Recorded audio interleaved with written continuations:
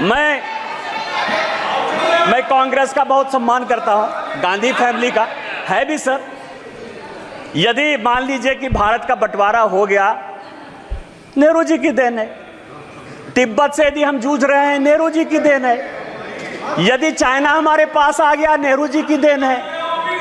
आप ये समझिए, एस्मा यदि आ गया 68 में, यदि ओबीसी रिजर्वेशन के लिए सरकारी अधिकारी आंदोलन करना चाहते थे तो इसेंशियल सर्विस मेंटेनेंस एक्ट जो है आपने ले आया, इमरजेंसी आप लेके आए, ऑपरेशन ब्लू स्टार आप लेके चले आए, श्रीलंका में पीस कीपिंग फोर्स आपने भेज दिया, 2G 4G 3G सब आपने कर दिया। इसीलिए मैं आपके गांधी फैमिली का बड़ा सम्मान करता हूं। इसीलिए बजट में आपने जो बोला वो मेरे लिए बड़ा अच्छा है।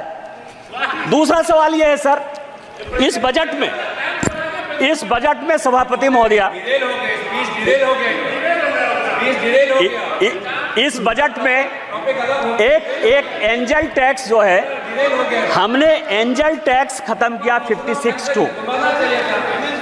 सभापति महोदया,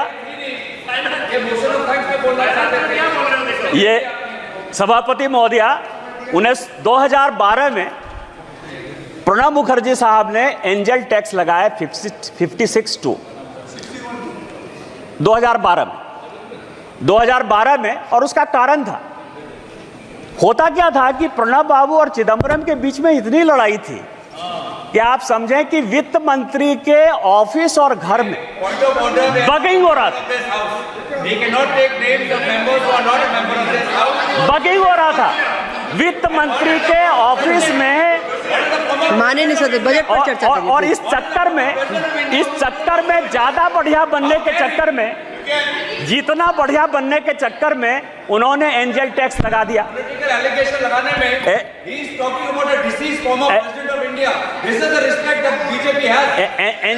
एंजल टैक्स लगा दिया।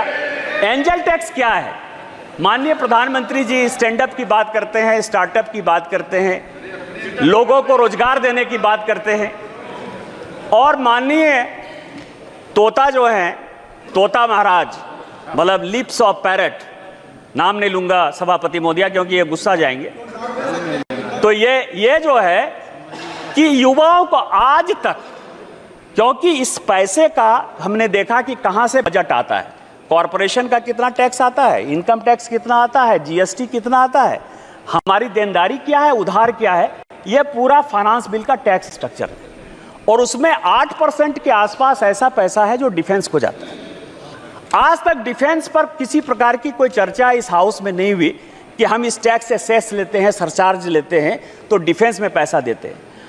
लेकिन पहली बार मैं देख रहा हूं सारे ऑपोजिशन के लोग अग्निवीर स्कीम के ऊपर जो है लगातार बजट में बोलते रहे, और चूंकि ये एंजल टैक्स लगाया है, युवाओं को ज्यादा से ज्यादा कैसे आगे बढ़ाया जाए, कैसे उसको रोजगार के लिए दिया जाए, और उसको एबॉलिश किया है। इसके लिए माननीय वित्त मंत्री जी बधाई के पात्र हैं कि अब ज्यादा से ज्यादा लड़के जो है वो रोजगार में आएंगे। लेकिन मैं इसके तह पर गया तो मैं आपको बताऊं, कोई नई बात नहीं है। सभापति महोदया, 1962 में जब चीन ने भारत को हरा दिया और लगा कि फोर्स की कमी है, तो भारत में 1962-63 में नेहरू जी ने शॉर्ट सर्विस कमीशन लाया। ऐसा नहीं है कि केवल फौज के लिए जो है अभी 5 साल का अग्निवीर स्कीम आया है, इसके पहले भी इस देश में 1962 में शॉर्ट सर्विस कमीशन आ गया।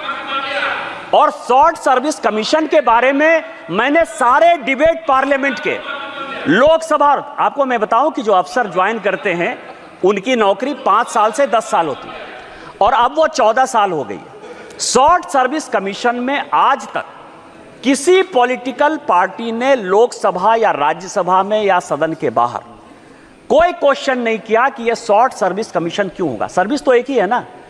आर्मी में भी जो अफसर के ग्रेड के लोग हैं, एक ग्रेड ऐसा है जो परमानेंट चलता है, दूसरा ग्रेड ऐसा है जो शॉर्ट सर्विस कमीशन में 10 साल के लिए चलता है।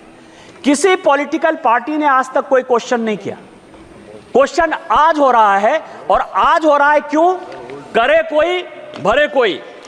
मैं आपको बताऊं कि मैं ये 1992-93 का 92-93 का कमिटी ऑफ एस्टीमेट का रिपोर्ट लेकर आया हूं। यहां रिपोर्टें आती हैं, बनती हैं, चली जाती हैं। आपको आश्चर्य होगा सभापति महोदय कि 1966 में, ये पूरे सदन और पूरे देश को जानने वाली बात है, रिपोर्ट से लेकर आया हूं मैं, कोई भारत सरकार का कोई कागज लेकर नहीं आया। 1966 में इंदिरा जी आर्मी के रिक्रूटमेंट पर सीलिंग लगा दी। ये सबके समय, और ये डिपोजिशन में सेक्रेटरी डिफेंस ने कमिटी ऑफ एस्टीमेट को हेड कांग्रेस पार्टी के मनोरंजन भक्त कर रहे थे, मैं नहीं कर रहा था। 66 में सीलिंग लग गई। सीलिंग लगने के बाद आप पूरे दुनिया को बताते हो कि हमारे यहां इतनी ही आर्मी रहेगी, इतनी ही नेवी रहेगी, इतनी ही एयरफोर्स रहेगी। आप सीलिंग लगा दो और आप हमको कहो कि अब इसका रिक्रूटमेंट कैसे होगा, आप यदि फोर्स को बढ़ाना चाहोगे। दूसरा, इस सीलिंग के बाद उसी कमेटी की रिपोर्ट 1975 में और 1989 में दो रिपोर्ट, दो कमेटी इन्होंने और बनाई कि आर्मी को यंग कैसे रखा जाए। और मैं आपको बताऊं, छोटा सा उदाहरण यह है कि शॉर्ट सर्विस कमीशन भी जब बनाया गया था, उस शॉर्ट सर्विस कमीशन में भी पूरे यूपीएससी में, राज्य में, सभी जगह रिजर्वेशन दिया गया था। और उसका प्रभाव यह था, सभापति महोदया, मैं आपके माध्यम से गौरव गोगोई को बताना चाहता हूं कि इस देश के जो होम सेक्रेटरी हुए वीके दुग्गल, वो भी एसएसबी के ही रिक्रूटमेंट थे, शॉर्ट सर्विस कमीशन से आए और उसके बाद वो आईएएस बने। आज अग्निवीर पर 75 में कमेटी बनी, 89 में कमेटी बनी, और इन्होंने मैन पावर के लिए एक्सपर्ट कमेटी बनाने के बाद यह कहा कि आपको 5 साल और 7 साल के लिए, 1975 की बात है, ध्यान रखिएगा सभापति महोदया, 1975 से लेके आज तक 2019-20 तक लगभग 40 साल 45 साल तक जो रिपोर्ट है वो गड्ढे में रही, खाते में रही, मैन पावर की कमी रही, ना आर्मी में आदमी रहा, ना नेवी में आदमी रहा, ना रिक्रूटमेंट सबको अच्छा हुआ। आज यदि वो रिपोर्ट आर्मी के कहने पर इंप्लीमेंट हो रही है तो आप युवाओं को देश के साथ जोड़ने के लिए काम कर रहे हो कि आप हमारे यहां अफगानिस्तान, बांग्लादेश, पाकिस्तान की जो स्थितियां हैं, जिस तरह से अराजकता हो रही है, जिस तरह से रिजर्वेशन के खिलाफ सारे लड़के रोड पर आ रहे हैं, उस तरह का रोड ला रहे हो। आप जनता को क्यों गुमराह कर रहे हो? यह दूसरा सवाल है जिसमें कि हम बच्चों को एंगल टैक्स लगा के, एंगल टैक्स खत्म करके, जिसमें बच्चों का कॉर्पोरेट टैक्स 18% करके बच्चों को हम रोजगार देना चाहते हैं, और आप उसमें अराजकता पैदा करना चाहते हो। तीसरा जो इंपॉर्टेंट पॉइंट है कि मैंने बहुत सुना A1, A2, मैं भी नाम नहीं लेना चाहता स्पीकर महोदया, हमारे ऊपर आरोप है कि हम 2 कॉर्पोरेट को मदद करते हैं। आपको बताऊं कि माननीय प्रधानमंत्री जी और वित्त मंत्री जी के डीबीटी स्कीम के पहले भारत में 1952 से भी एक डीबीटी स्कीम था, लाइसेंस परमिट कोटा राज का डीबीटी स्कीम था। डी से डालमिया, बी से बिरला, टी से टाटा, यही 3 ऐसे लोग थे, उसमें बजाज को भी जोड़ लीजिए, चौथा डीबीबीटी यदि करना हो तो। जूता सिलाई से चंडी पाठ तक इन्हीं लोगों को करना था। कार वो बनाएंगे, अखबार वो चलाएंगे, सीमेंट वो चलाएंगे, स्टील वो चलाएंगे। हमारी जब सरकार आई वो तो ट्रांसपेरेंसी से काम कर रही है। और ये जो कॉर्पोरेट है, मैं आपको ये बताऊं कि इस टैक्स का, ये जो 32 लाख 33 लाख करोड़ टैक्स आता है, इस टैक्स में ये जो 500 कंपनी जिसको ये गाली देने की बात करते हैं, क्योंकि भारत में सबका साथ, सबका विश्वास, सबका प्रयास, इसके आधार पर जब ये सरकार चलती है, तो आपके लिए बिजनेसमैन, आप रोटी खाने जाओ बहुत बढ़िया है, शादी में जाओ बहुत बढ़िया है, उनसे गिफ्ट लो बहुत बढ़िया है, उनके चुनाव में, आपको चुनाव में पैसा दे बहुत बढ़िया है। लेकिन जब गाली देने की बात, ऐसा मैंने तो निकृष्ट विपक्ष ही नहीं देखा कभी सभापति महोदया, कि जो लेते भी हैं, खाते भी हैं और गाली भी देते हैं। हमारे लिए तो जैसे आम गरीब इंपॉर्टेंट है, वैसा ही दूसरा अमीर भी इंपॉर्टेंट है। और इसमें यदि आप देखें तो ये जो 2 कंपनियां हैं, ये 2 कंपनियां हैं, ये 2 कंपनियां लगभग 3 लाख करोड़ जो है। रूल्स किस रूल्स के तहत? Rule number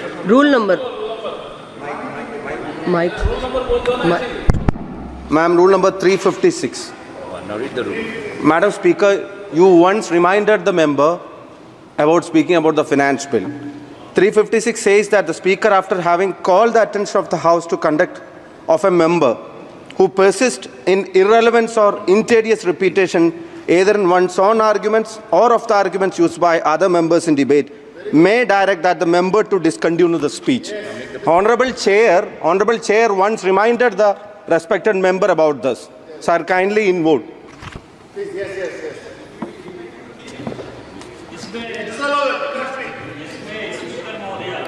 repetition. मैं एंजल टैक्स की बात कर रहा हूं, मैं कॉर्पोरेट टैक्स की बात कर रहा हूं। एंजल टैक्स और कॉर्पोरेट टैक्स को कैसे आप डिरेल कर रहे हो? मैं ये कह रहा हूं कि जिस AA कंपनी को आप कह रहे हो वो 4 लाख करोड़ रुपया इस देश के किट्टी में दे रही है, जिसके कारण ये देश चल रहा है। आप क्या चाहते हो? कंपनी बंद हो जाए? आप क्या चाहते हो? बैंकों ने जो लाखों लाख करोड़ के जो है आपकी तरह जो फोनो बैंकिंग में वो बैंक बंद हो जाए? आप क्या चाहते हो कि आप चंदा भी खाओ, आप उनके शादी में भी जाओ और उसके बाद गाली देते रहो चूंकि वो डिफेंड करने वाले नहीं हैं? तो आप जो है ये काम करो। इस देश का कौन ऐसा पॉलिटिशियन है जो अंबानी के शादी में नहीं गया? कौन ऐसा आदमी है? इनके पार्टी के जो महासचिव हैं प्रियंका गांधी, क्या वो शादी में नहीं गई? क्या बात कर रहे हो आप?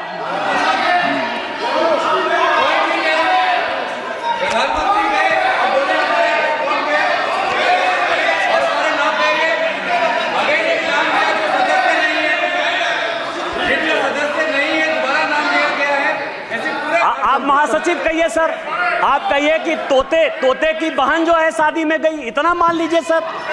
प्लीज बजट पर कंप्लीट करिए। एक बयान हमने ये फाइनेंस बिल में एक बड़ा अच्छा पार्ट आता है अध्यक्ष महोदया, पीएमएलए का। और इस सदन में जितने लोग बोलते हैं वो इनकम टैक्स के बारे में बोलते हैं, ईडी के बारे में बोलते हैं और सीबीआई के बारे में बोलते हैं। सीबीआई तो खैर अलग संस्था है, लेकिन इनकम टैक्स और ईडी ये दो महत्वपूर्ण है। और इस फाइनेंस बिल में भी ईडी के लिए कई एक चीजें जो है वो बताई गई। अब आप ये बताइए सर महोदया कि 1988 में मैं जब तोते की लिप सर्विस की बात करता हूं तो बड़ा गुस्सा आता है, तोता तोता कहते हैं। 1988 में ये सदन के जानने लायक चीजें हैं कि राजीव गांधी साहब ने बेनामी ट्रांजैक्शन एक्ट कानून यहां लाया 1988 में, और 88 से वो 2017 पहुंच गया। 30 साल में उसके रूल्स नहीं बन पाए। आप हमसे हिसाब लेते हो कि हमने किसको पकड़ा किसको नहीं पकड़ा, कौन जेल गया, कहां ब्लैक मनी है कहां व्हाइट मनी है। कभी अपने गिरेबान में झांका कि 88 में बेनामी ट्रांजैक्शन एक्ट, और उसके बाद आपकी सरकार रही 91 से 96 तक, 2004 से लेकर 2014 तक। ऐसा भी नहीं कर सकते हो कि हम सरकार में नहीं रहे। आप लागू नहीं कर पाए। आप किसको साथ दे रहे थे? किसको साथ दे रहे थे? दूसरा मैं आपको बताऊं, यह सुप्रीम कोर्ट का आदेश 2012 में दिसंबर के महीने में बेनामी ट्रांजैक्शन एक्ट में संशोधन हुआ। भारतीय जनता पार्टी की तरफ से मैं बोलने के लिए खड़ा हुआ और उस तरफ से माननीय चिदंबरम साहब थे, बड़े फेमस वित्त मंत्री, उनसे ज्यादा पढ़ा लिखा आदमी तो मैंने जीवन में देखा ही। मैंने बोलते हुए कहा कि आप जो एक्ट लेके आ रहे हो, एक दिन यदि वाइफ हस्बैंड में भी लड़ाई होगी तो उसमें पीएमएलए लग जाएगा। और ये जितना स्ट्रिंजेंट है, जिस भी आधार पर लगा रहे हो, भगवान न करे कि एक दिन आप ही जेल चले जाओ। जब मैं मेरा सीट नंबर 545 था उस जमाने में अध्यक्ष सभापति महोदया, जब मैं बात का अंतिम था, मैं अंतिम सदन का सदस्य 545 नंबर पर था। जब मैं बोलकर बंद हुआ तो चिदंबरम साहब खड़े हुए और चिदंबरम साहब का बड़ा फेमस भाषण है कि भारतीय जनता पार्टी बहुत पढ़ी लिखी पार्टी है। मेरी अपेक्षा यह थी कि पीएमएलए कानून में बोलते हुए भारतीय जनता पार्टी अपने एक विद्वान आदमी को खड़ा करेगी, लेकिन उसने सबसे मूर्ख, बुद्धू और दकियानुसी आदमी को जो है, जिसको पीएमएलए पता ही नहीं है, उसको खड़ा कर दिया। यह सुप्रीम कोर्ट का यह आदेश, और सुप्रीम कोर्ट के आदेश में एफएटीएफ में जो चिदंबरम साहब का 2012 का दिसंबर का स्टेटमेंट है, उसी को कोट करते हुए यह रिपोर्ट आया है। जब रोपे पेड़ बबूल का तो आम कहां से हो। इनकम टैक्स में डायरेक्ट टैक्स कोड पर हमारी फाइनेंस की कमेटी, यशवंत सिन्हा चेयरमैन थे, मैं उसका मेंबर था, 5 साल तक हम लोग मेहनत करते रहे कि डायरेक्ट टैक्स कोड को हम लोग बदल देंगे। पीएमएलए में आप स्ट्रिंजेंट कानून लेके आ गए, तो जब लेकर आ गए बिना किसी एक पैसा को खर्च करते हुए, यदि कांग्रेस पार्टी ने आपको 90 करोड़ रुपया दे दिया और आपने जो है यंग इंडिया खरीद लिया, नेशनल हेराल्ड खरीद लिया, 750 करोड़ की संपत्ति बिना किसी पैसे के आपको मिल गई, तो क्या राहुल साहब जो चिदम्बरम साहब का कानून है उसमें आप जेल नहीं जाओगे? ये जेल नहीं जाओगे? और मैं तो कोट कर रहा हूं सुप्रीम कोर्ट के आदेश के आधार पर। तो इसीलिए आप जो सीबीआई और इनकम टैक्स की बात करते हो, ये आपकी कारस्तानी है। हमारी सरकार माननीय निर्मला सीतारामन जी के ऊपर केवल वो उसको इंप्लीमेंट करती है। हमने अपने एजेंसी को केवल फ्री छूट दे रखा है। जो भी भ्रष्टाचारी है वो जेल जाएगा, वो किसी कीमत पर नहीं छूटेगा।